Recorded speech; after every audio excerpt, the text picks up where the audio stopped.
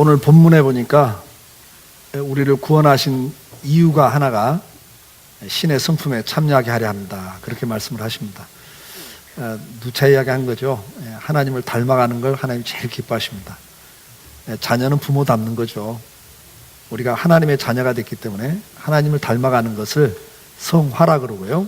하나님이 그걸 제일 기뻐하는 첫째 일이다. 그래서 우리가 주님을 사랑하고 사랑받으면서 그분과 교제하고 그분과 삶을 같이 나누면서 그분을 닮아가는 것.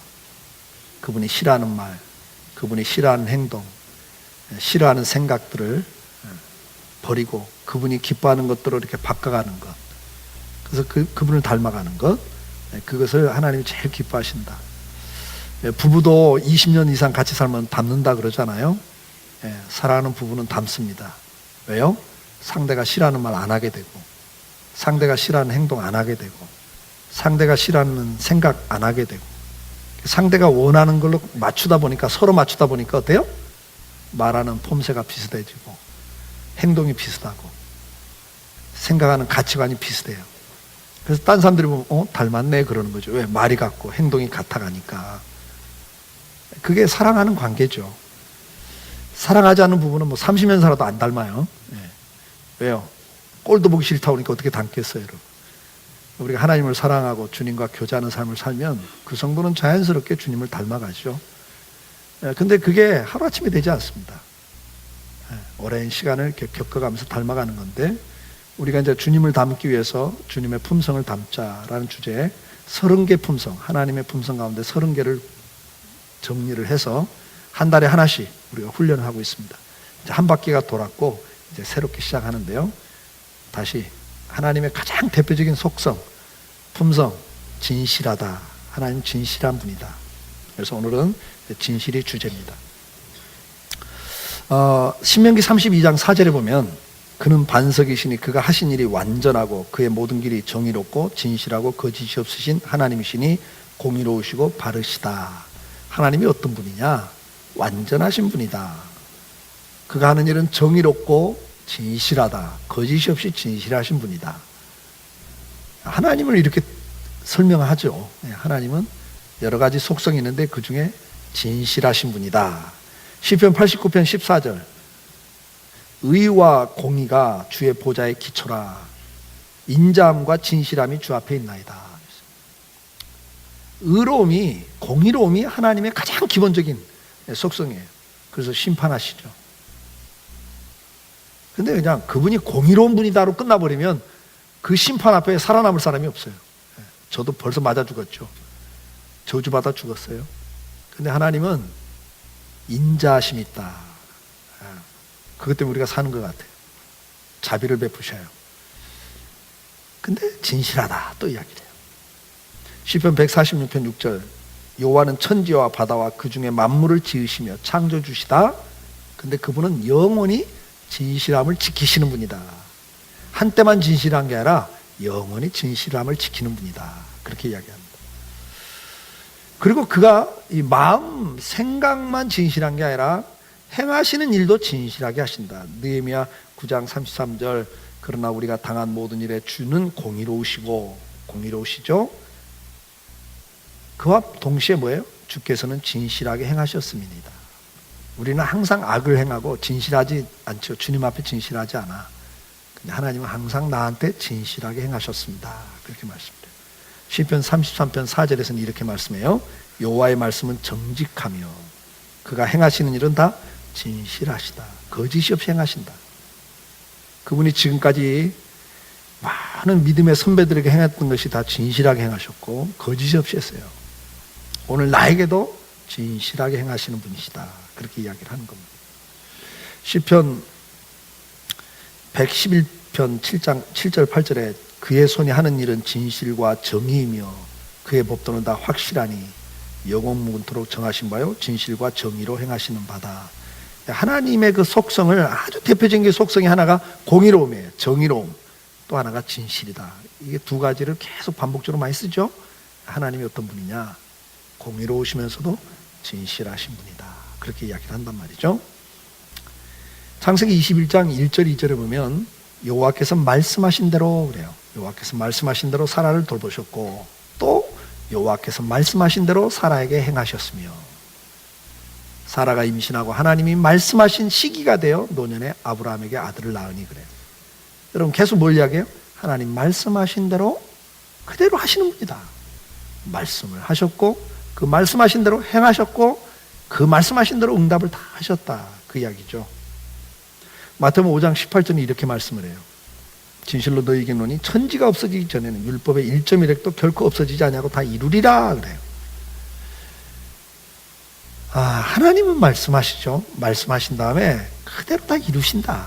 근데 1.1획도 변함이 없다는 말은 무슨 의미냐면 히브리어의 모음이 뭐냐면 점으로 찍어요. 모음을. 우리는 모음이 뭐죠? 아, 어, 오, 우, 으, 이가 모음이죠. 그래서 자음에다 이걸 붙여요. 아를 붙이고 어를 붙이면서 이제 글이 되잖아요. 문자가 되는데 히브리어의 모음은 점으로 찍어요.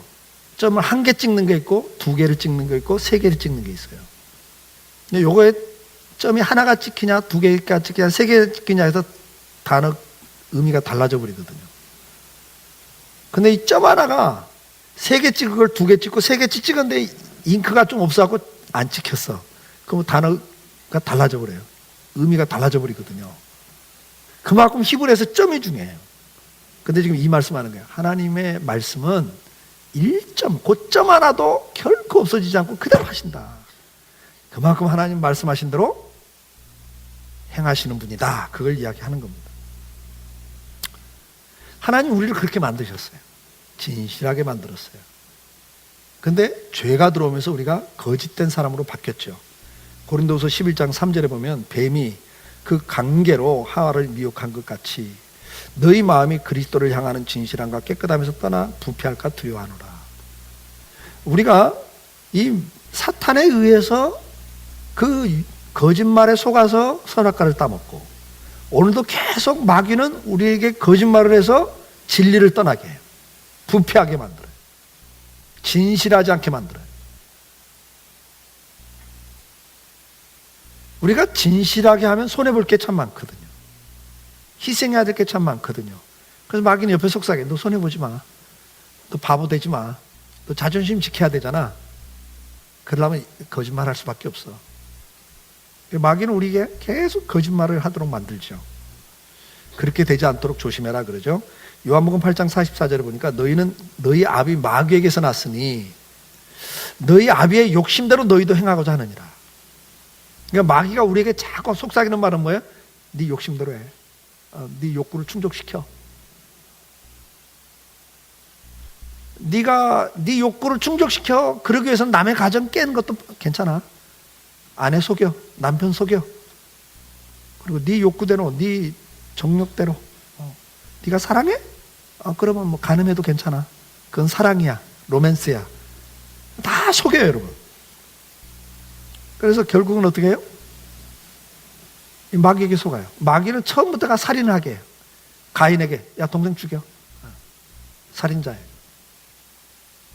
진리가 그 속에 없으므로 뭐 한다고 그러세요? 거짓을 말할 때마다 제 것처럼 말한다고 그러세요. 사실처럼 말해요. 근데 여기에 사람들이 속죠. 거짓말장이고 거짓말의 압이다. 그래서 마귀의 가장 큰 특징이 뭐냐? 거짓말이에요. 하나님의 가장 특징은 진실이고. 이렇게 달라요. 근데 우리가 이 마귀에게 속아서 죄를 지면서 진실이 없어져요. 그래서 시편 52편 3절에 보면 네가 선보다 악을 사랑하며 의를 말함보다 거짓을 사랑하는도다. 이게 타락한 인간의 전형적인 모습입니다. 시편 58편 3절 악인은 모태에서부터 멀어졌으며 남에서부터 곁길로 나가 거짓을 말하는도다. 애들은 안 가르쳐도 어릴 때부터 거짓말을 해요. 벌써 안 가르쳐도 해요. 안 가르쳐도. 이게 왜? 태어날 때부터 악하게 태어난다. 죄 가운데 태어나요. 그래서 처음부터 곁길로 가요. 이렇게 뭐 매를 때리고 뭐 선물을 사주면서 유혹을 해도 애들이 바른 길을 잘 안 가. 안 가르친 죄는 잘 져요. 얼마나 영특하게 거짓말을 하는지요. 골로새 3장 9절 너희가 서로 거짓말을 하지 말라. 옛사람과 그 행위를 벗어버리라. 옛사람의 특징이 뭐예요? 더러운 것과 거짓말이에요. 아주 전형적인 특징입니다.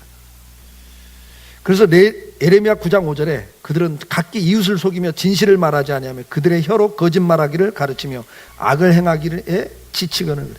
악을 행하는 데는 막 지칠 만큼 악을 행하는데 혀로는 거짓말을 말해. 그리고 그걸 가르쳐요. 여러분들, 우리가 자녀들에게 거짓말을 가르칩니다. 얘가 전화를 받았는데 엄마 없다고 그래, 없다고 그래, 막 이래요. 얘한테 거짓말 가르치는 거예요. 우리는 그래요. 아주 그냥 자연스럽게 나가요. 자연스럽게. 그러나 이제 우리가 구원받은 하나님의 자녀는 거기서 벗어나는 거죠. 이제 주님을 닮아가는 거죠. 그래서 에베소 4장 24절 25절 하나님을 따라 의와 진리의 거룩함으로 지으심을 받은 새 사람을 입으라 그래요. 여기 보니까 새 사람을 입으래요. 새 사람. 거룩함으로 진실함으로 새 사람을 입으라. 근데 그 새 사람의 특징이 뭐예요? 그런즉 그러면서 그런즉 거짓을 버리고 천마디가 거짓이에요. 그러니까 우리가 예수 믿고 새 사람이 됐다, 거듭났다의 첫 번째 특징이 뭐냐? 거짓말하지 않는 거라는 거예요. 이게 가장 큰 특징이라는 거죠. 그래서 각각 그 이웃과 더불어 참된 걸 말하라. 이는 우리가 서로 지체됩니다. 여러분 잘 기억하세요. 하나님과 정반대되는 게 거짓이에요. 이게 마귀의 가장 큰 특징이에요. 그래서 하나님 이걸 제일 싫어해요. 에베소 5장 9절에도 빛의 열매는 우리가 빛의 자녀가 됐잖아요. 그 하나님의 자녀의 삶의 특징이 뭐냐? 첫째가 착한 것, 두 번째가 의로운 것, 세 번째가 진실. 이게 예수 믿는 하나님 자녀들의 대표적인 특징이라는 거예요. 착하고 의롭고 진실한 것, 이렇게 이야기해요. 그럼 진실이 뭐냐? 반대가 거짓이에요. 거짓. 그래서 우리가 진실하다는 말은 거짓말하지 않는 거예요. 레위기 19장 11절 너희는 도적질하지 말며 속이지 말며 서로 거짓말하지 말며 그래요. 여러분 말이 굉장히 중요합니다. 말은 그 사람의 생각이고 그 생각은 말로 나오고 태도로 나와요. 그래서 여러분 생각이 말로 나오고 말은 반대로 말을 하면 그 말이 그 사람의 사상을 만들어요.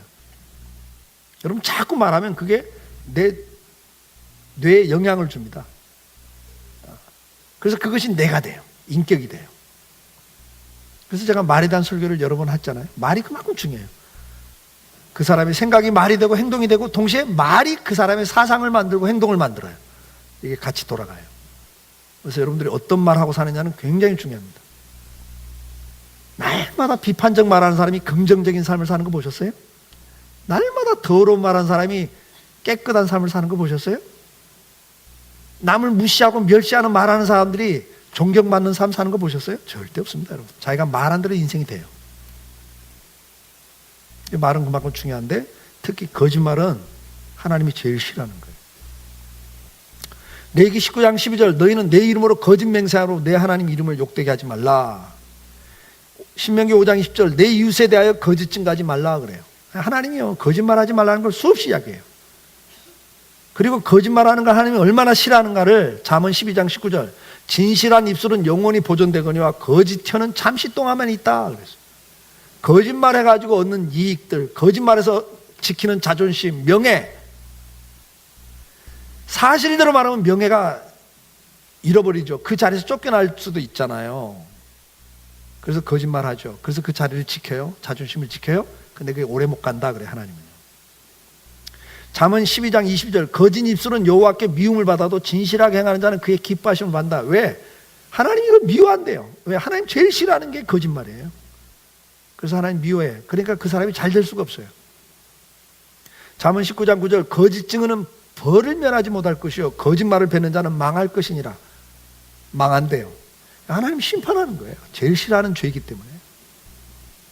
시편 101편 7절 거짓을 행하는 자는 내 집안에 거주하지 못하며 거짓말하는 자는 내 목전에 서지 못하리라. 하나님이 하나님 목전에 못 선대요. 거짓말하는 사람 하나님 그 앞에 세워놓지 않는다는 거죠. 스가랴 8장 16절 17절 너희가 행한 일을 이러하니라. 너희는 이웃과 더불어 진리를 말하며 너희 성문에서 진실하고 화평한 재판을 베풀고 마음에 서로 해하기를 도모하지 말며 거짓 맹세를 좋아하지 말라. 이 모든 일은 내가 미워하는 것이니라. 여호와의 말이니라. 남 해하려고 하는 그런 모함들 그리고 거짓말들 거짓 맹세 이거 하나님 미워하는 거래요.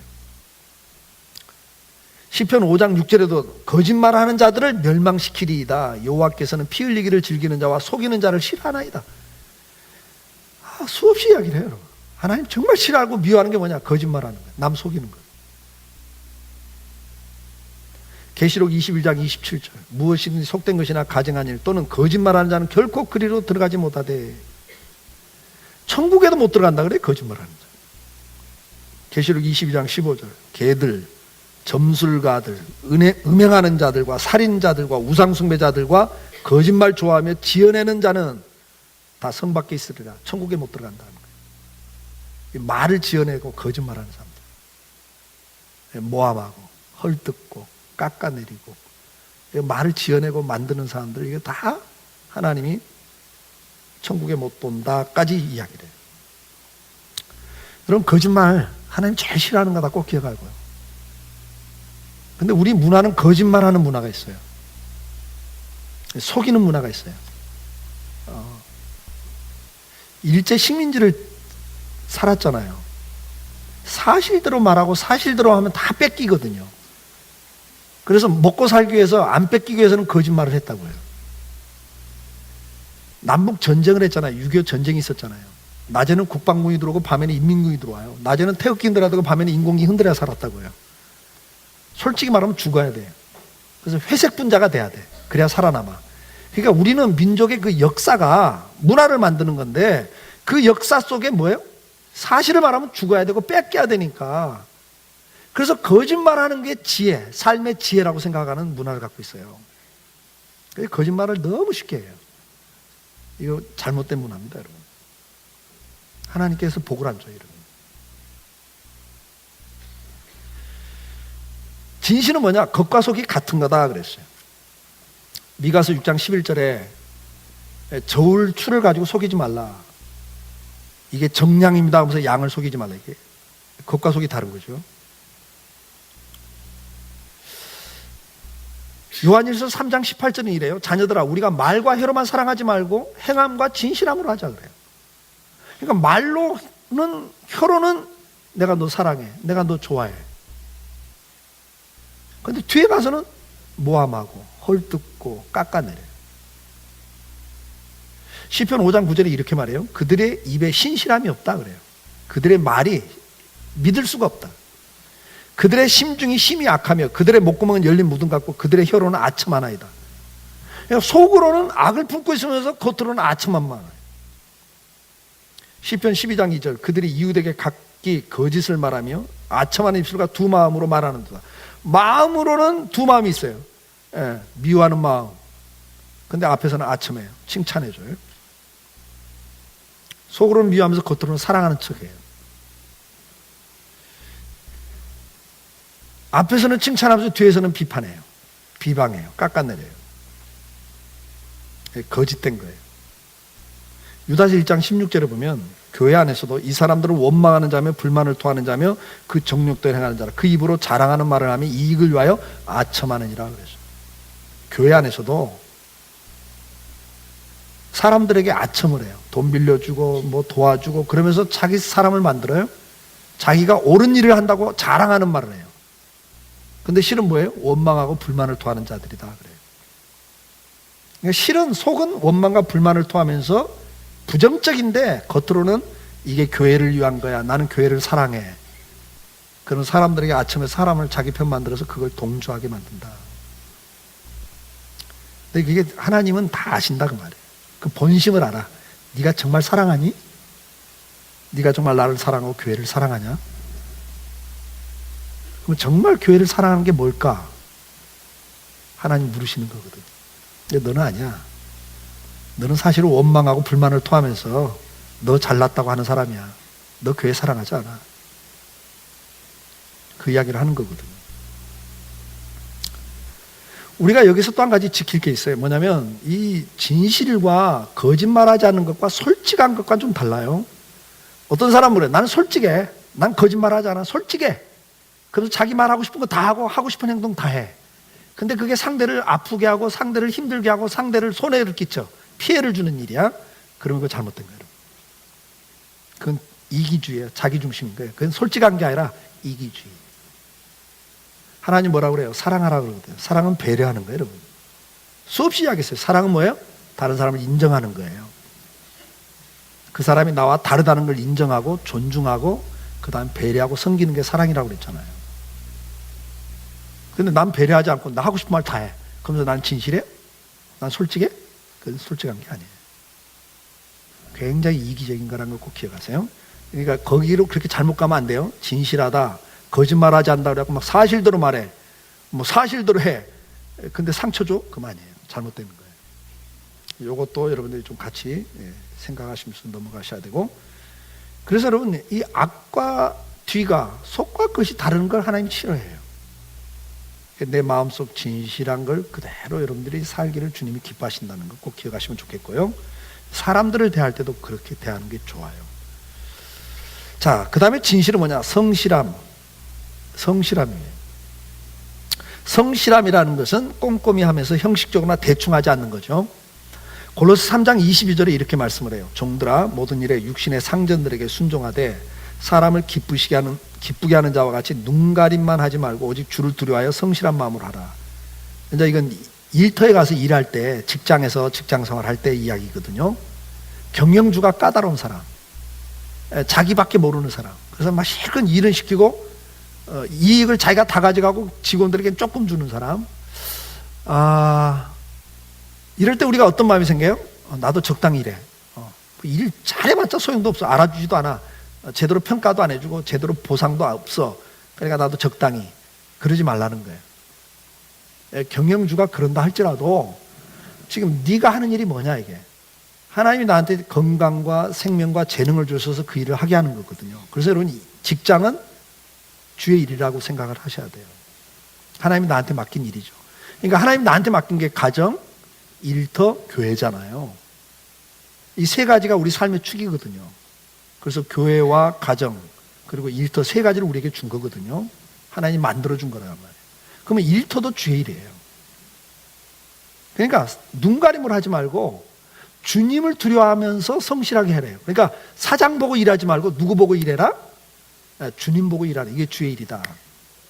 제가 학생들한테 그러잖아요. 학생들이 일이 뭐예요? 여세 동안 공부하는 거면 그걸 성실하게 하라는 거예요. 눈가림을 하지 말고 적당히 하면 안 돼요. 근데 우리나라는요, 너무 날림 공사가 많아요. 적당히, 눈가림이 너무 심해요.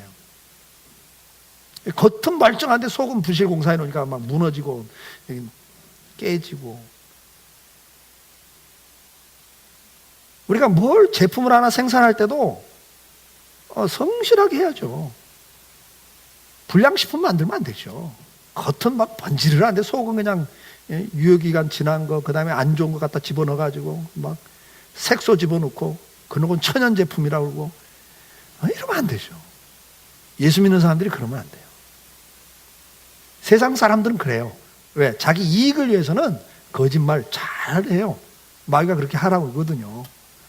근데 우리 예수 믿는 사람은 그러면 안 되죠. 예수 믿는 사람은 그렇게 안 할 때 뭐가 돼요? 빛이 되고 소금이 되는 거예요. 맛을 내는 거예요. 저 사람도 다르네.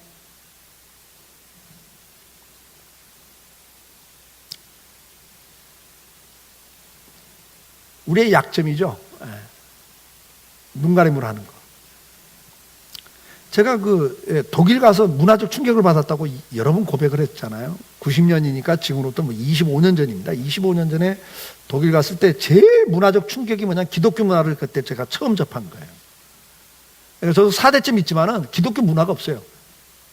그러니까 우리 선배들이나 우리 부모들 보면요, 문화는 유교 문화예요. 불교 문화예요. 기독교 문화가 아니에요. 그러니까 교회에서는 장로, 권사, 목사인데 집에 오면 유교적, 전형적인 유교예요. 시어머니 노릇해요. 부모가 자식에게 그렇게 요구해요. 유교적인 걸 요구해요.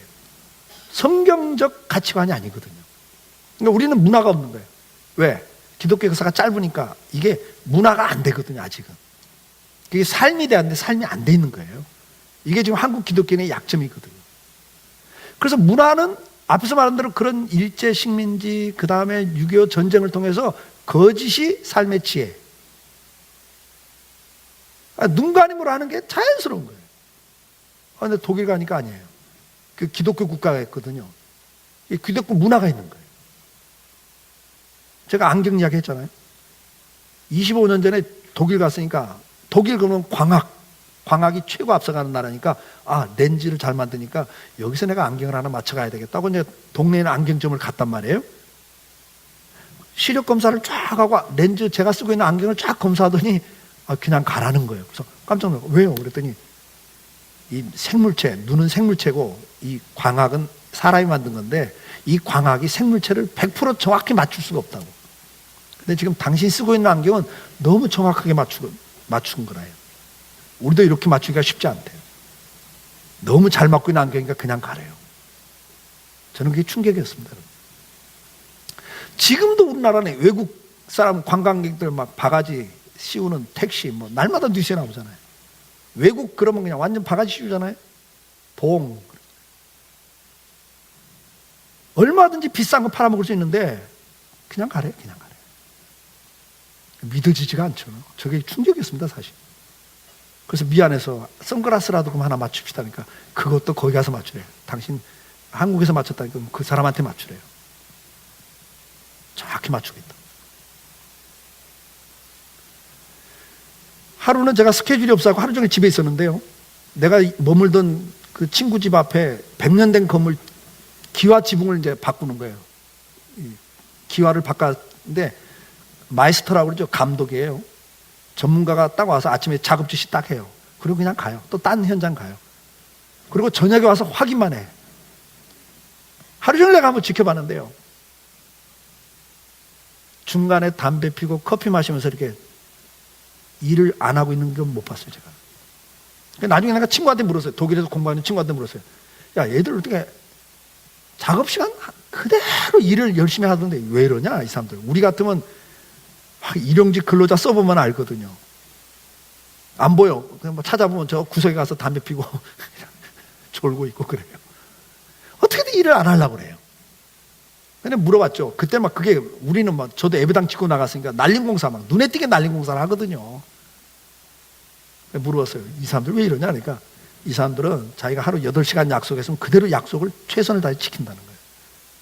내가 이 시간 이렇게 일하고 이렇게 받기로 했으니까 그건 최선을 다한다는 거예요.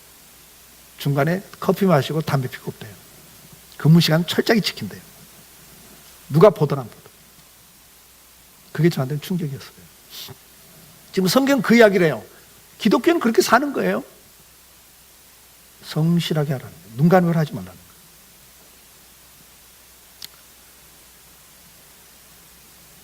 하나님은 약속을 지키는 분이에요. 진실은 약속을 지키는 거예요. 사도행전 7장 5절. 그러나 여기서 발붙일 만한 땅도 유업으로 주지 아니하시고 다만 이 땅을 아직 그 자식도 없는 그와 그 후손에게 소유로 주신다고 약속하셨으며, 약속을 하셔 하나님은. 그 다음에 7장 17절. 하나님이 아브라함에게 약속하신 때가 가까우면 이스라엘 백성이 애굽에서 번성하여 많아졌더니.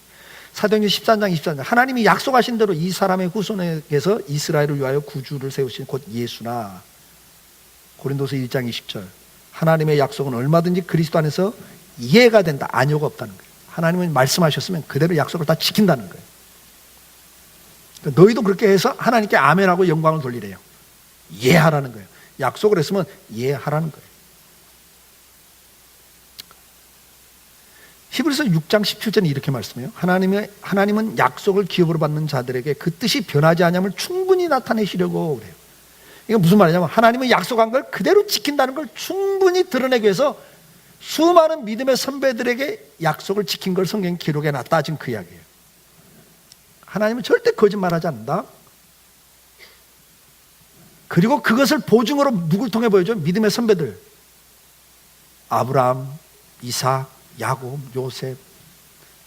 수많은 다윗과 수많은 사람들에게 하나님이 약속하고 그대로 다 지켰다. 그걸 보여준다는 거예요. 보증으로 보여준다. 그 이유가 뭐냐? 보증했다. 이게 보증으로 보여준 거예요. 그 이유가 뭐라고 그래요? 18절에. 같이 읽어볼까요?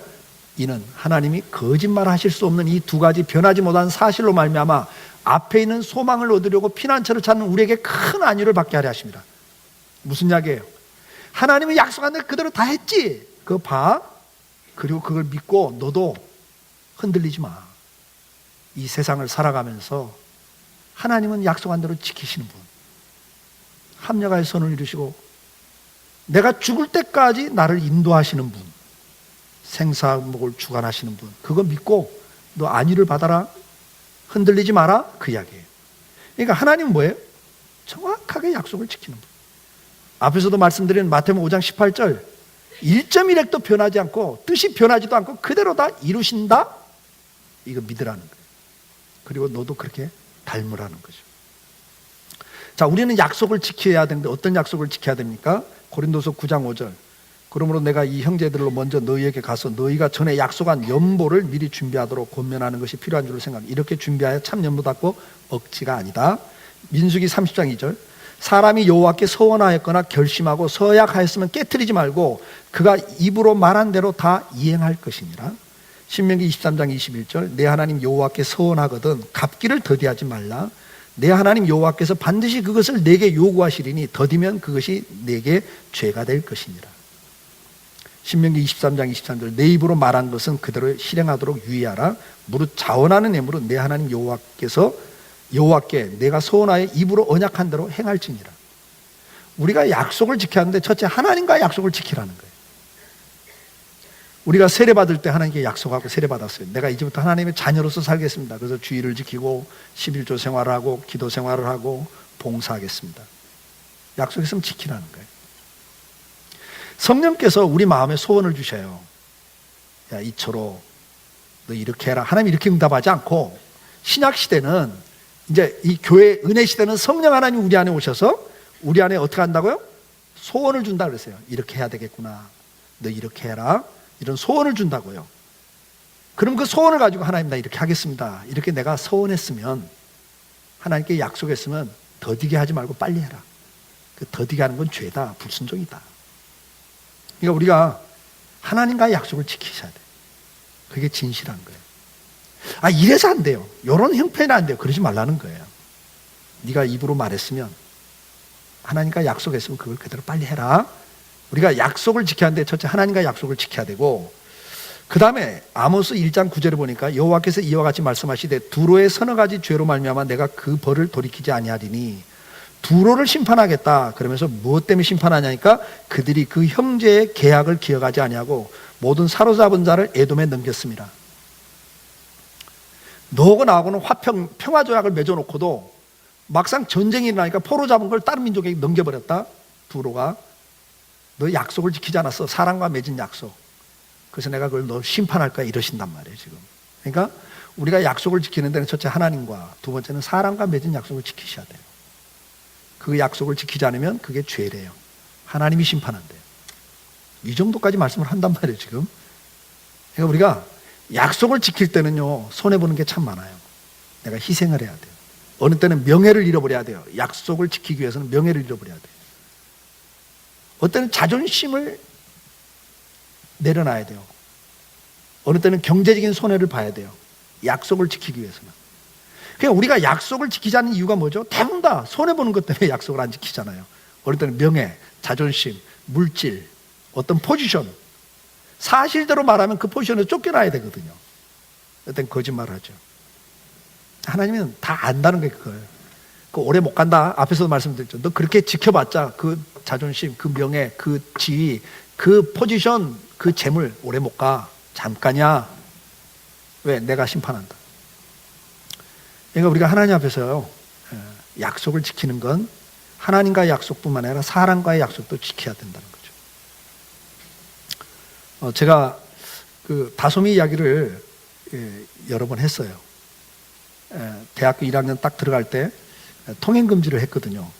처음엔 8시인가 그랬었던 것 같아요. 그 다음에 이제 9시로 미뤄줬는데요.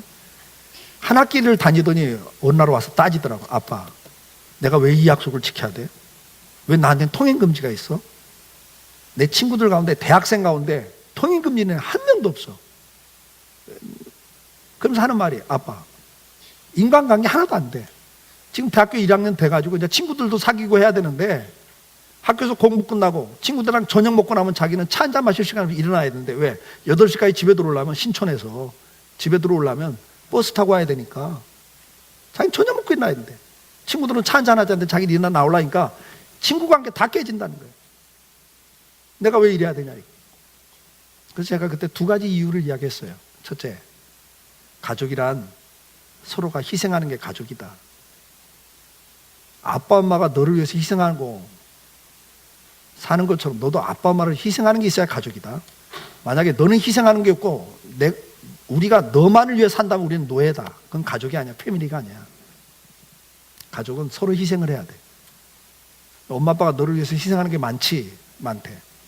그럼 너도 엄마 아빠를 희생하는 게 하나 있어야 되는데 그게 뭐냐? 일찍 들어오는 거야. 왜? 8시가 넘어가면 너희 엄마가 그때부터 걱정을 하기 시작을 해. 네가 들어올 때까지 노심초사하고 걱정을 해. 스트레스를 받아. 그러니까 네가 엄마를 위해서 할 수 있는 일이 뭐냐? 일찍 들어와 주는 거야.